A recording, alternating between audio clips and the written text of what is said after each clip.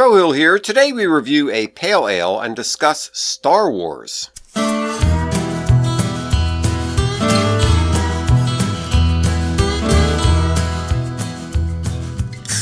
Hello and welcome to Beer and Conversation with Pigweed and Crowhill. Good evening, Pigweed. Good evening, Crowhill. Yeah, what's on your mind today? Can you tell me what Odysseus, Hercules, Krishna, Samson, Harry Potter, Woody from the Toy Story, and Luke Skywalker have in common? Well, all of them except Woody have a Y chromosome. I'm not so sure about Woody because he's a cartoon character, right? That's true.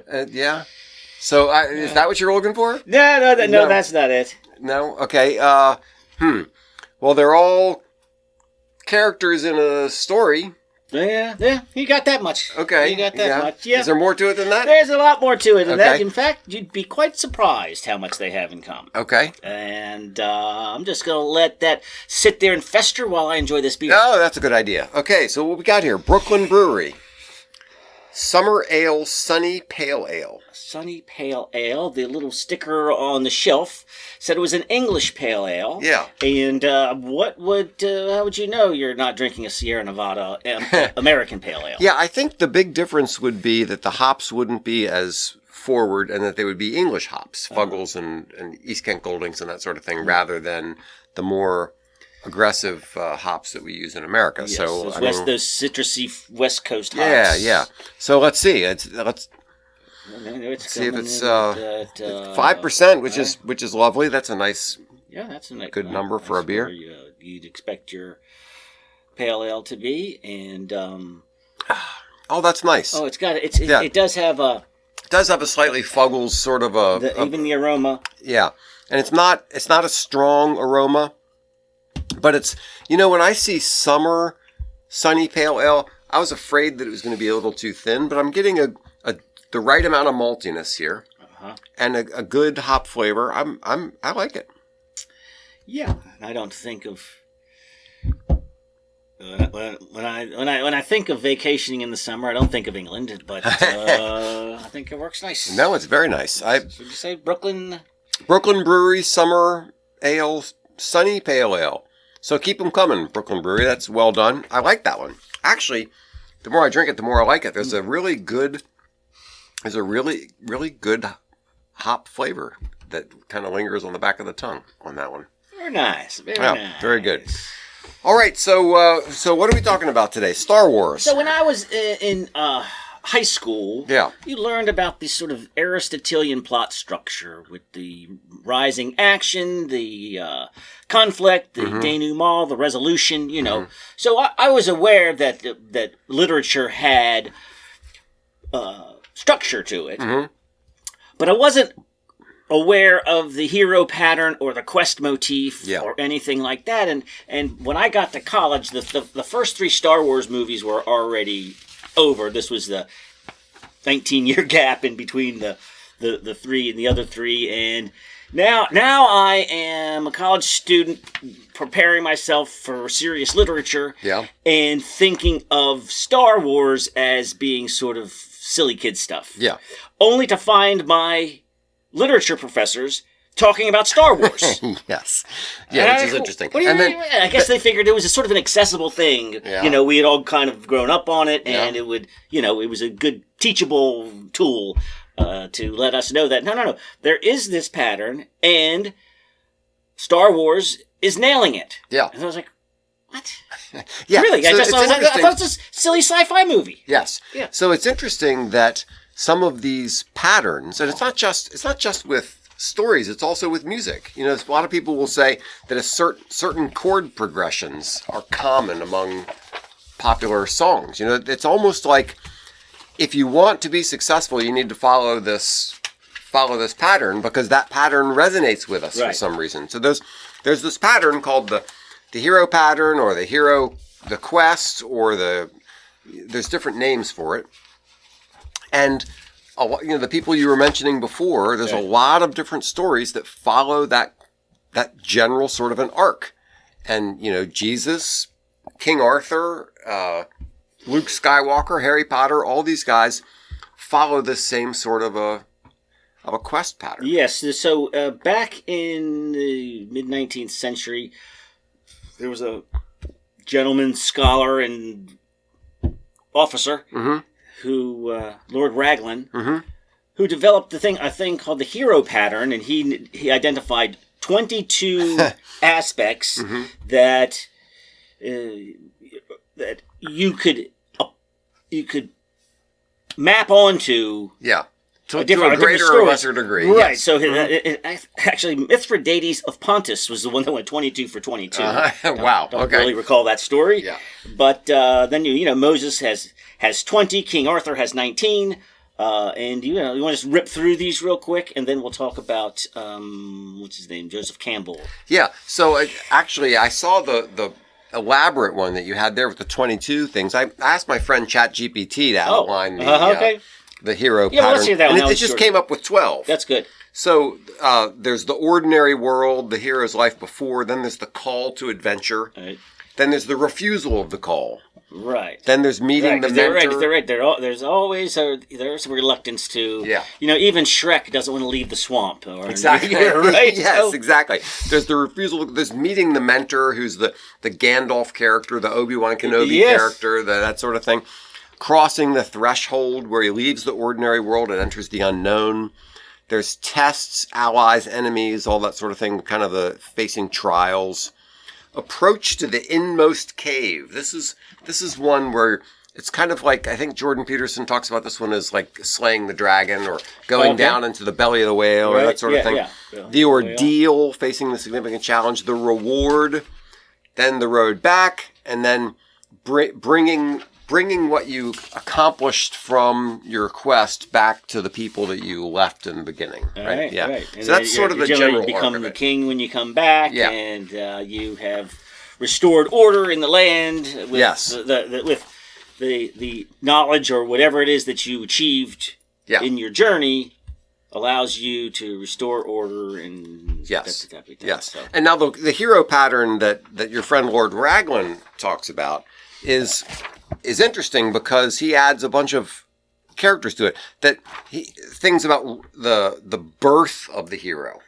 Yeah, you often get a suspicious birth. Yes. You have the death of the parents. Yes. Right? Harry Potter, right, grew up with his parents. He grew up with his aunt and uncle because his parents had died when he was young. Yeah. So you have, and there's usually something suspicious about the background of the hero. Right. Yeah. Right. And then you have some sort of kingly relationship somewhere in there, some sort of royal claim that you might not even realize, right? Yeah. Yeah, and then there's some sort of a divine relationship sometimes, the hero has some special relationship to a god or something like that. So there's a lot of different elements that Lord Raglan adds to that, which I think are very interesting. Mm-hmm. And it's kind of interesting how he goes through and takes the different characters and says, okay, Beowulf got 15. Yeah. So then how do we apply this to Star Wars? I mean, it really applies pretty well because Luke has some suspicious birthright. His father, you don't know much about his father early on. He's gone. He's out of the picture, right? He's being raised by his aunt and uncle. And then he gets sort of the call to adventure from when R2D2 shows him the video of Princess Leia calling him, to adventure, and he refuses it. And then the mentor is Obi-Wan Kenobi, right? So you have the same sort of thing. And then he leaves the regular world and he goes to Mos Eisley, and he's confronted with this other crazy world. Right. And so then you get the belly of the whale aspect. Oh yeah. Is he finds himself in the middle of the Death Star? What was that? Well, so when Han Solo and the Millennium Falcon and all that, they fly out there. The X-wings. They're trying to find Princess Leia, and they end up getting captured by the Death Star, and they go into the Death Star. And Luke has to go try to rescue the princess, and so there he is in the belly of the whale. But he's in the belly of the whale twice, because not only does he go into the Death Star, but then later he has to go back and attack the Death Star. Right? Yeah. Right. So it's fulfilled by the role, fulfilled by. Right. So Yoda is his. Well, there's no Yoda in the first one, in the Luke story. Not in the first movie. Okay. Yeah, Yoda comes a little later, but yeah. So after Obi-Wan Kenobi dies, you get another mentor. You get Yoda as the new mentor. Oh, okay. Yeah. Got it. Now I recall. So, Right. all right. So what's his temptation? Receives wisdom from the Force. So what's interesting? Well, I listened to this podcast today that made a really interesting point, that each of the individual movies have a hero pattern in them, but each trilogy expands on the hero pattern. Okay. Right? So like number 4, which was the first one that we saw, A New Hope, Right. that has its own hero pattern. But then when you take A New Hope, The Empire Strikes Back, and Return, whatever the third one is. Yeah, Return of the Jedi. Return of the Jedi, right. When you take those 3, there's a hero arc that goes through all 3 of the movies. Okay. So his temptation is especially keen in the second one, because he doesn't want to expose his friends to danger. So there's this, he wants to be a Jedi, but he also doesn't want to, mess up his friends. So there's a lot of interesting things going on with that thing. But what's interesting is you have your meeting the goddess. I mean, there's not really a goddess, but what we find out later is his sister, Princess Leia, is sort of the goddess. Yes. She's the big love interest. And the big reveal. Oh yeah, right, is one of the I am your father. One of the aspects of this is the Joseph Campbell hero map, which includes atonement with the father. So right. Then there is some. Yeah, and that's interesting. It's interesting because there's the conflict with the father, but then there's also the rescuing of the father, right, which he does in the third movie or the 6th movie, depending on how you count them. So you're right that Luke's relationship with Darth Vader is this complicated, messed up thing, and he has to kind of first deal with this fact about himself that he doesn't like, but then later on he has to try to go and rescue his father and suffer the consequences of doing that. Right. So yeah. What's apotheosis?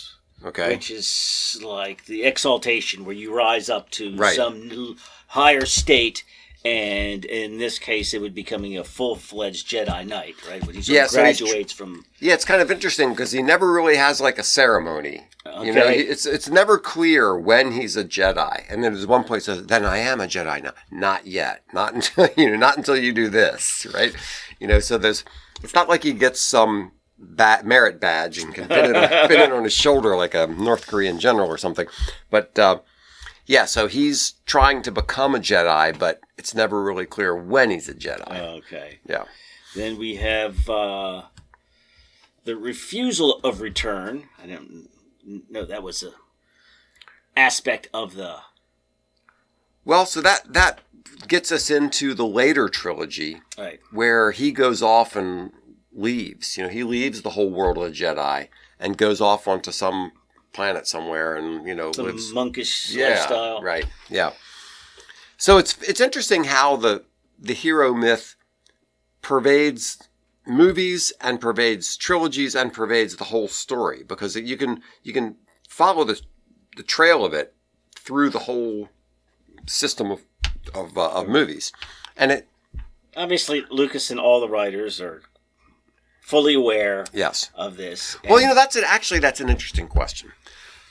Are they fully aware of it, or is it just something that they know and are not aware of? It could be, because in the same sense that movies that follow this are the most satisfying to the viewer who are unaware of it. Yes. Right? I mean, like I was saying, I walked into a literature class, I'm like, what are you talking about? Yeah. Star Wars?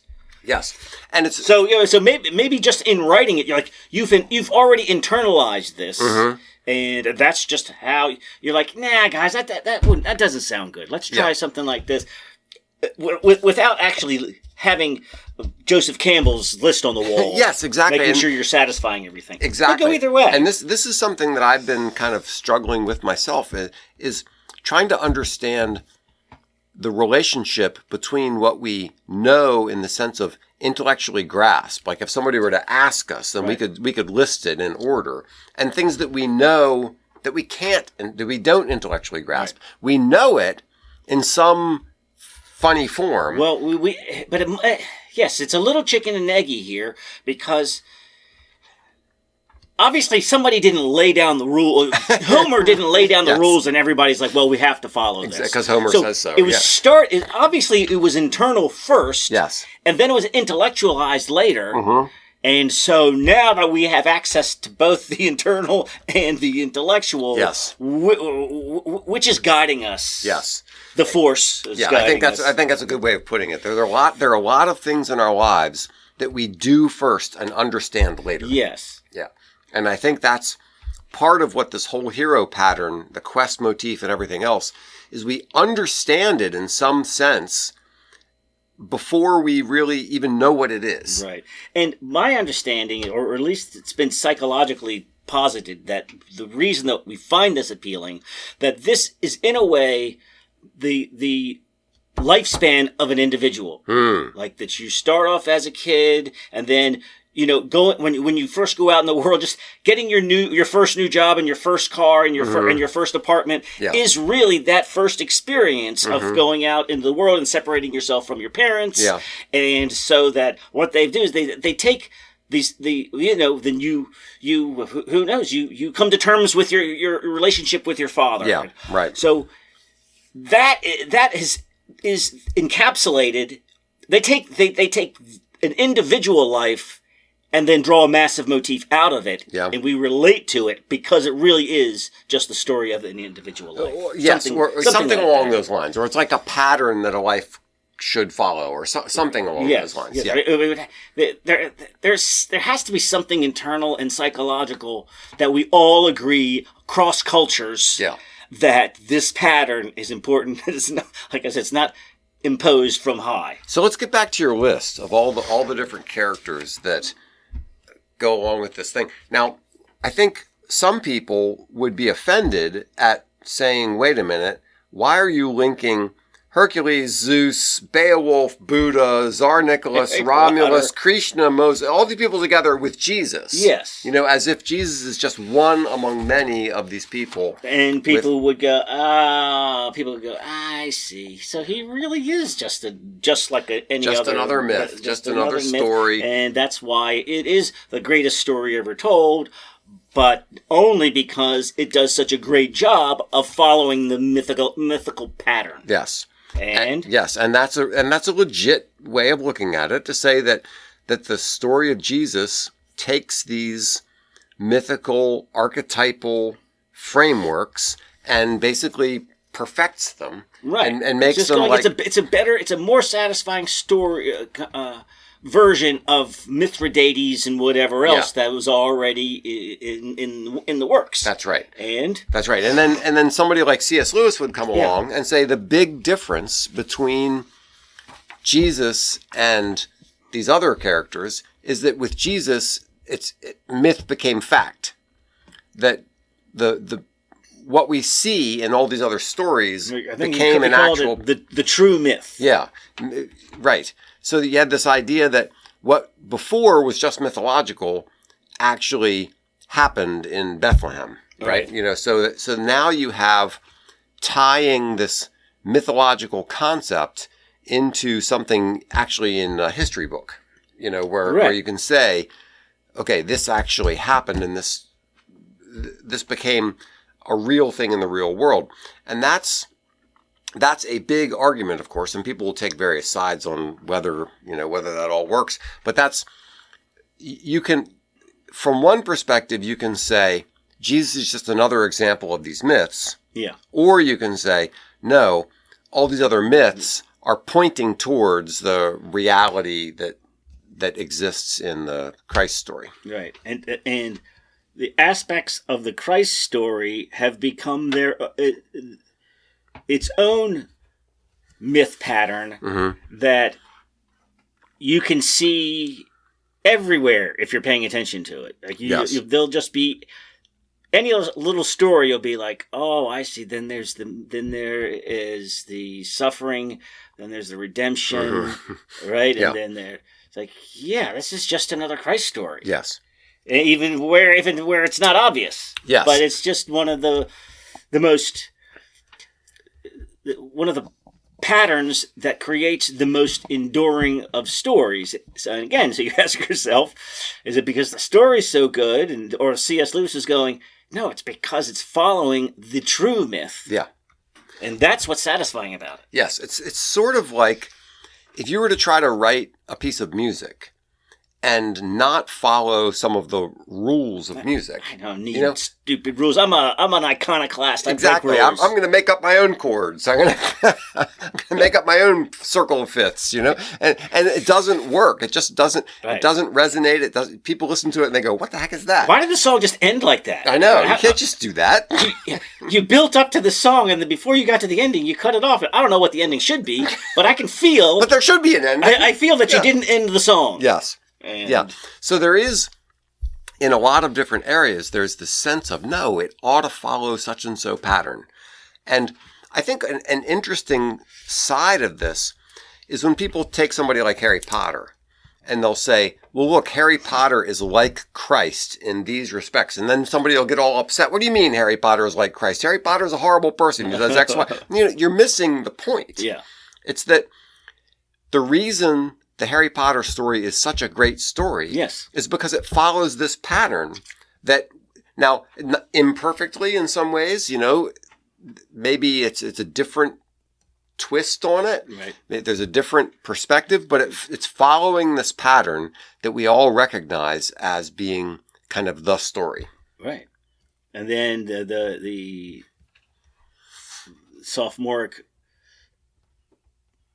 supposed iconoclast is going, this is just the same old story told over and over again. I am going to turn this on its head. I'm going to paint outside the frame. That's right. Yeah. Now you can tell the story backwards, and you can jump back, but ultimately you will still be telling the same story. Yes. You're you're an interesting way, flip the script kind of a thing. But even in that, you were still telling the story. Yes. Or you're still making reference to it, even when you're departing from it. You're making reference to it. Yes.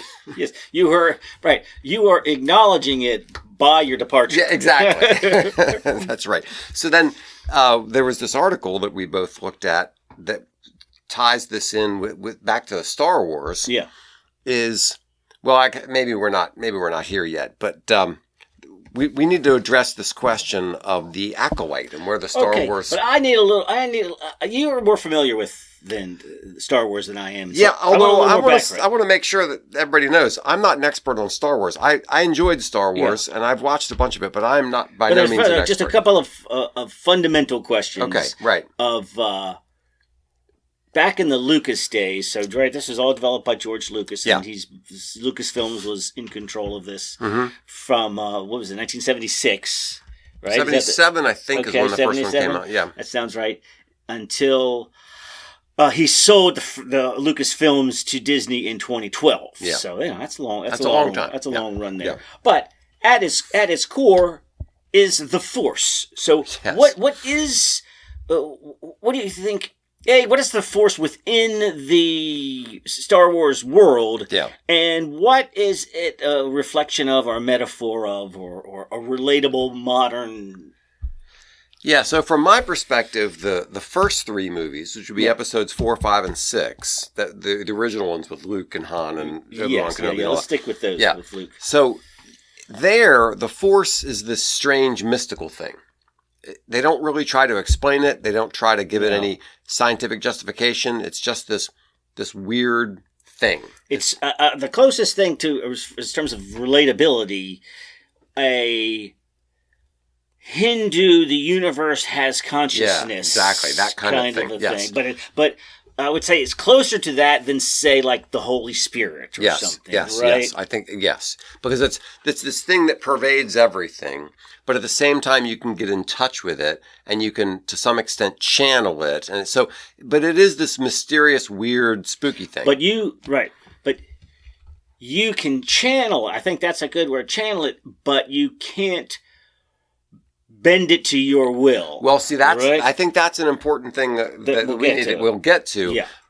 So in those movies, that seemed to be the aspect of the Force. When you get to the Anakin movies, the episodes 1, 2, and 3, the Force turns it's almost like he's trying to come up with some stupid science explanation. So, get to the midichlorians. Yeah, exactly. So there's because that will come up again in the Acolyte too. Yeah, so that when they're looking at Anakin and they're trying to find out whether he's the special one, they test his blood to see how many midichlorians he has.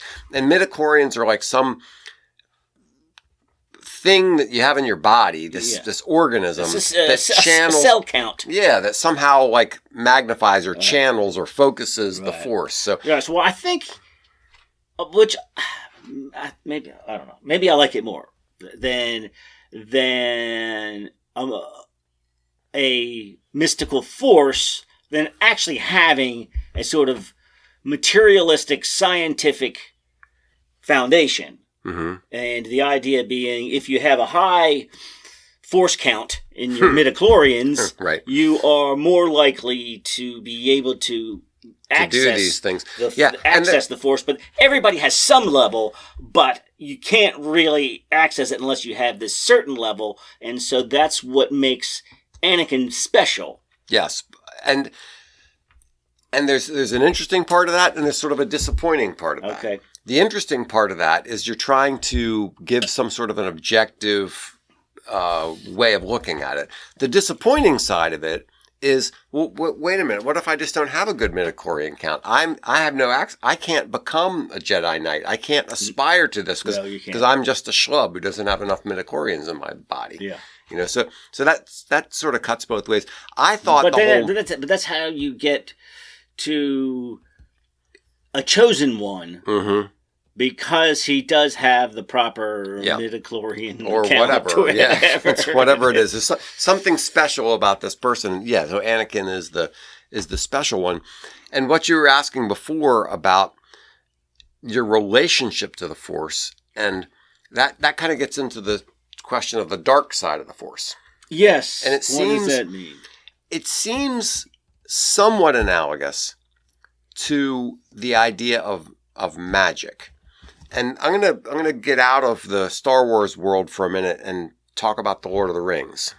A lot of people will say that that the Lord of the Rings has magic and Harry Potter has magic, therefore they're the same. But there's two different approaches to magic. One approach to magic is I manipulate these things. Eye of bat, toe of frog, knee of, right? Wart. Yeah, exactly. I take these things and I mix them together and I force things to follow my will. That's one view of magic. Another view of magic is a little different, where you're not like forcing things by manipulating object. It's almost like a power or a grace or you know what I'm saying? So the magic in the Lord of the Rings is different from the magic in Harry Potter. And I think in the Star Wars world, it seems to me that one difference between the Force on the side of like the Jedis, the good guys, and the Force on the side of the bad guys is the good guys are trying to get themselves aligned with the Force, and the bad guys are trying to manipulate and use the Force for their own ends. Okay, so it's not as if there are two sides of the Force. Like there's a bad Force and a good Force. It's a bad usage and a good usage of the same Force. I think so, but I'm not an expert on this. Right. But that's what it seems to me that. So one time there was a conversation that Luke has with Yoda about the dark side. And it's a question of whether the dark side is more powerful. And Yoda says, no, it's not more powerful. It's just quicker. It's cheaper. And so the idea, I think, one way to express that is it's one thing to try to get yourself aligned with something that isn't what you want. You're trying to change your life, your personality. You're trying to align yourself with this other value, or you can just crassly manipulate it and use it. And right. You can go through a long-term weight loss program, or you can just go get some surgery and have the fat cut off of you. That's right.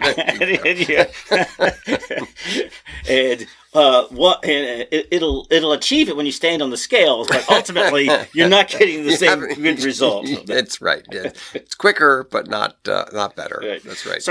So are the Jedi like a warrior monk or a Crusader Templar kind of a? They're order interesting. Or something? It's interesting because they do have.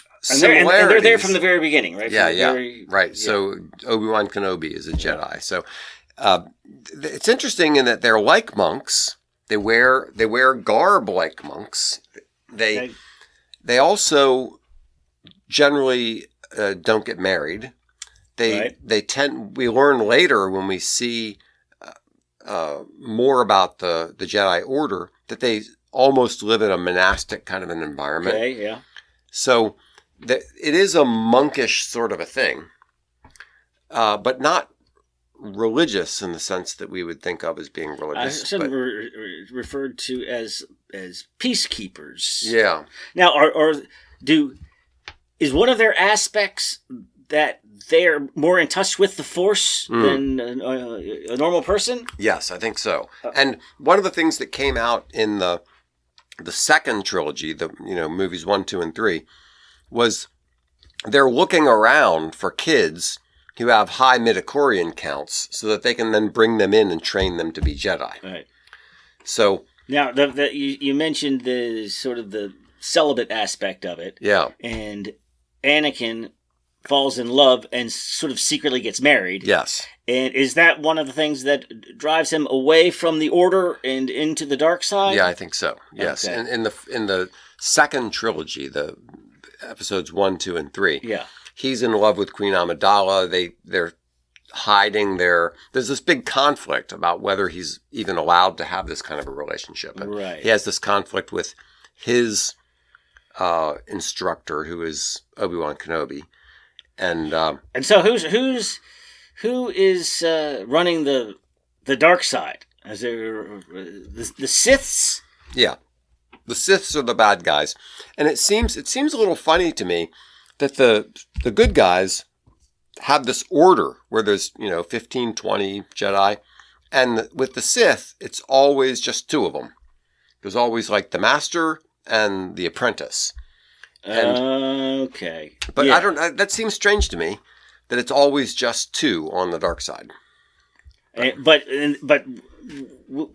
with his followers and his army and yeah. But as far as the hierarchy goes, it's not a council of them or no, not a council. It's just I'm the chief bad guy and you're the apprentice bad guy. Who was the red one with the horns? Darth Maul. Yeah, Maul. Right. Yeah. I kind of liked him. He was kind of cool looking. Yeah.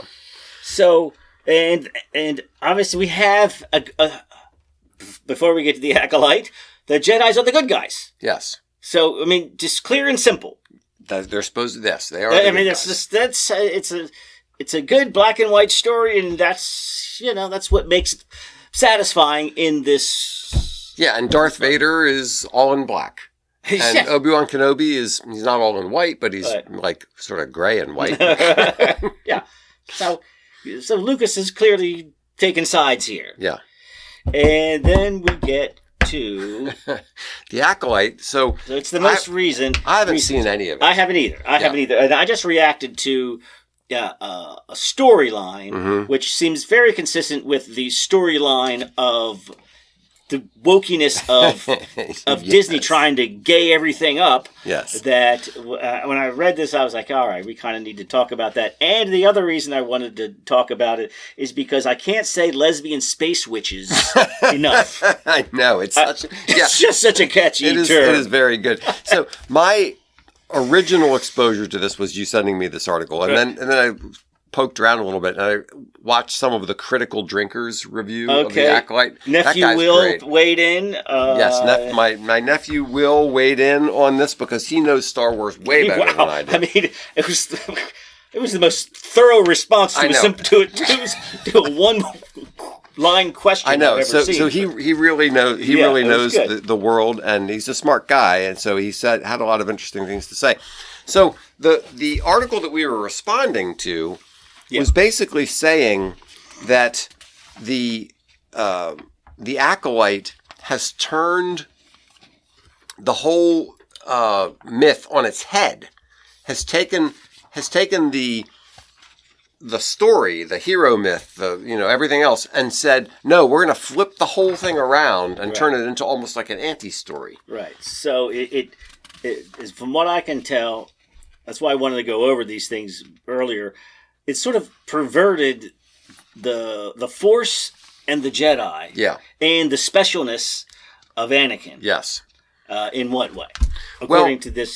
so apparently in The Acolyte, and again, I haven't watched it, but apparently in The Acolyte, Anakin isn't all that special. These lesbian space witches did something similar a while back, where they used their Force weirdness. Okay, so we need to get back to the Anakin born of a virgin aspect. Yes, which Will provided some part of our hero pattern stuff. Yes. Go ahead. And Will provided some really interesting insight onto that, because what we know from the movie is that Anakin's mother didn't know who the father was. Right. Okay?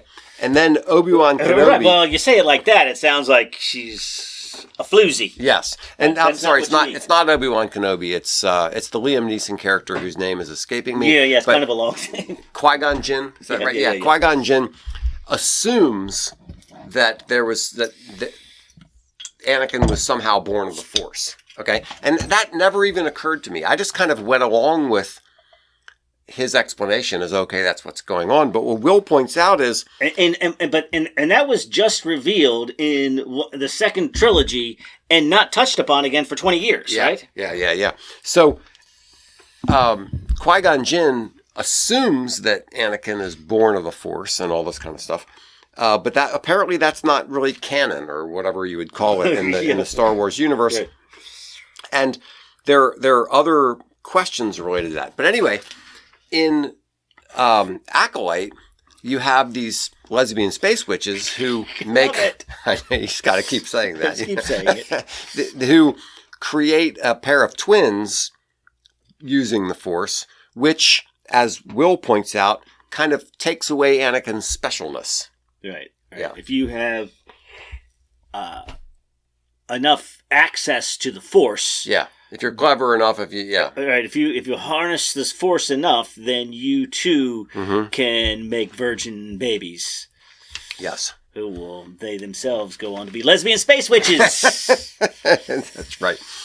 So, Will's reaction to this article. I read the article and having never seen it, and also knowing, or my bias is that Hollywood and all these, especially Disney, of course they're going to do something woke. Of course they're going to add this craziness to it. Of course they're going to take all the norms and flip them on their head and do things backwards and upside down and sideways. Will's reaction was, well, that was a lot of unnecessary bluster. Is some of the content pure politics forced into a story for commentary's sake instead of a good story? Absolutely. So what Will is saying is, yes, it's packed full of social justice and political commentary. It feels like a show that was written for the intentional purpose of making certain people mad and use Star Wars as its medium to do that. So I think that was very good. But at the same time, Will says it's not nearly as bad as what the the critics are, So calling it out to be. Right. He just called it the Antichrist verse. Yeah, I know. He was exactly. pointing out to the Christ-like aspects of a child born of a virgin, the Christ story, only to completely turn it on its head. Yes. And yank out the Christliness of it. And he's going, that's because they're probably Marxist Satanists. So, I mean, and I bet you got a commie flag tagged up on the inside of your garage. Yes. So, I don't know. I haven't watched it all, or am I familiar enough with the entire series to react enough? But it does just seem consistent with not only our time, but the internal directive of of Disney. Yes. And that, we're going to make this Star Wars the gayest ever. Well, thanks. I'm sure that's exactly what your fans are looking for. Yes. So I thought Will's comment on that point was good. Is he's saying, that the extreme criticism was over the top, and that there are definitely some annoying things about it. Right. But it's really not all that bad. Yes, well, let's get back to the good Jedi. Mm-hmm. Now, the Jedi are oppressive patriarchal yes, characters. Now in this new, Marxist view, the universe is divided into oppressors and oppressed, and the Jedi are patriarchal oppressors. So are they really the good guy? And how the left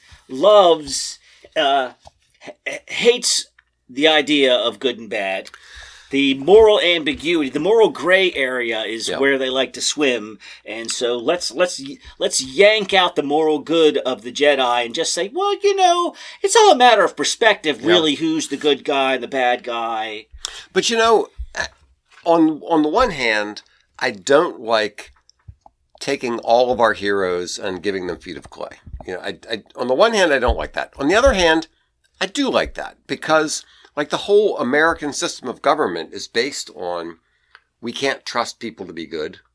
We have to have checks and balances. We have to say, here are these people, they're supposed to be good guys, but they're probably not. Right. So from a story perspective, from a aspirational perspective, I like there to be good characters that people can look up to. Children can say, look, that's a good character. Right. I would say, okay. But at the same time, there is some virtue in saying, wait a minute, let's examine their motives and see if there really is... So you look at the founding of America, and on the one hand, you could say that the Founding Fathers had such confidence in the goodness of people that giving them maximum freedom and, with no need for an oppressive leadership is going to produce the best nation. Mm-hmm. They actually didn't trust anybody with power. Right. It was almost the opposite. Yeah. It's almost like, no, we're not saying that left to our own devices we're all going to be great. It's like, no, we're all inclined to seize power. People. Yes. And so that's really the foundation. Yes. Not the perceived foundation of we believe in man's goodness. That's right. It all starts from a Calvinist perspective of everybody is flawed. We're starting with the assumption that everybody's a rotten SOB, and we're going to try to see what's the best so I get what you're saying about allowing our heroes to be flawed, but I think this is... I'm a little bit more convinced by this article's interpretation that the Acolyte is taking this Star Wars down the wrong road, way out of the hands of George Lucas, and it's the essentially moral foundation it was built on. Yeah. So I want to read one paragraph out of Will's response. Yeah. First, he starts talking about making Anakin less unique is pretty destructive to the whole story. And then he says, it's hard to explain why they would do that to their story outside of seeing how it is an accessory to creating a lesbian couple that has children without the need of a male, and degrading your story just to force in how cool you think it is for someone to have two moms. And that's comically poor art. And I thought that was clever. Okay, that's a really insightful paragraph. Yes. Yeah, good for him. Yeah. So I guess the bottom line is, I mean, I haven't seen it, so I can't say all that much about it, but I think the Star Wars universe does take this hero myth, this story that's endured over time and is a very good story, and explains it and elaborates on it in a lot of useful ways, and that's great, and it's very satisfying. Yes. And it's too bad that in some cases, like, temporary political stupid concerns get in the way, and you start to run off in a different direction. Yeah, not necessary, but who knows? We'll see what how ultimately the Star Wars community reacts to the full series of the Acolyte. Do they abandon it in the middle of and Disney rethinks itself after it loses its ass? Probably not. Probably not. No. But they'll just find some other way to. Sometimes it takes 100 years to sort these things out. Yes. But I can say one thing. Lesbian space witches. Thanks so much for listening to Beer and Conversation with Pigweed and Crowhill. Remember to visit us at pigweedandcrowhill.com or send us an email at pigweedshow@gmail.com.